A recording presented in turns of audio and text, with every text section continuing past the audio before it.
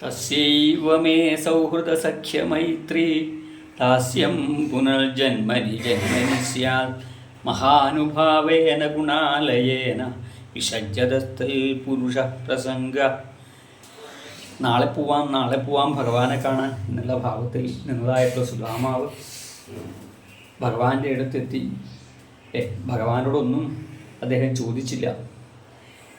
ഭഗവാനെ കണ്ട് തിരിച്ചു വരുന്നതായിട്ടുള്ള വഴിയിൽ വെച്ച് സുധാമാവ് ചിന്തിച്ചു, ഇനിയിപ്പോൾ വീട്ടിലെത്തി കഴിഞ്ഞാൽ പത്നിയോട് ഇപ്പം എന്താണ് പറയുക? ഭഗവാൻ എന്നോടൊന്നും ചോദിച്ചില്ല, ഞാനൊന്നും വേണമെന്ന് പറഞ്ഞില്ല, ഇപ്പം എനിക്കൊന്നും തരാത്തത്.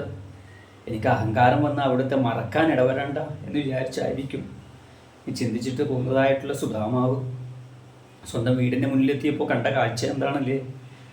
വെറും കുടിൽ നിന്നതായിട്ടുള്ള സ്ഥലത്ത് മണിമാളിക, ദാരിദ്ര്യത്തിൽ താഴ്ന്നു പോയതായിട്ടുള്ള പത്നിയും ഒക്കെ ഇപ്പോൾ അതിസുന്ദരിയും അല്ലേ? സകലവിധത്തിലുള്ള ഐശ്വര്യങ്ങളും കൊടുത്ത് ഭഗവാൻ സുധാമാവിനെ അനുഗ്രഹിച്ചു. അപ്പോൾ ആ സമയത്ത് സുധാമാവ് പറയേണ്ടതായിട്ടുള്ള വരികളാണിത്. വെച്ചാൽ ഇപ്പോൾ ഏതൊക്കെ ഐശ്വര്യത്തിൽ എത്തിക്കഴിഞ്ഞാലും ഭഗവാനെ മറക്കാൻ ഇടവരരുത് എന്ന്. അതാണ് നമ്മൾക്കും വേണ്ടത് അല്ലേ? സൗന്ദര്യം, പണം, ഉയർച്ച എല്ലാം ഉണ്ടായാലും അത് ഭഗവാന്റെ അനുഗ്രഹമാണെന്നുള്ള ഭാവത്തിൽ ഒരിക്കലും ഈ ഉയർച്ചയിൽ മതിമറന്ന് ഭഗവാനെ മറക്കാൻ ഇടവരരുത് എല്ലാവർക്കും. എന്നാലേ ജീവിതം നല്ല രീതിയിൽ മുന്നോട്ട് കൊണ്ടുപോകാൻ സാധിക്കുകയുള്ളൂ എന്നുള്ളതാണ്. പത്രം പുഷ്പം ഫലം തോയം യോമേ ഭക്തിയാ പ്രയച്ഛതി.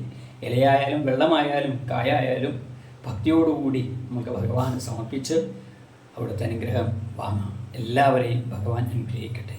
ശ്രീ ഗുരുവായൂരപ്പ ശരണം.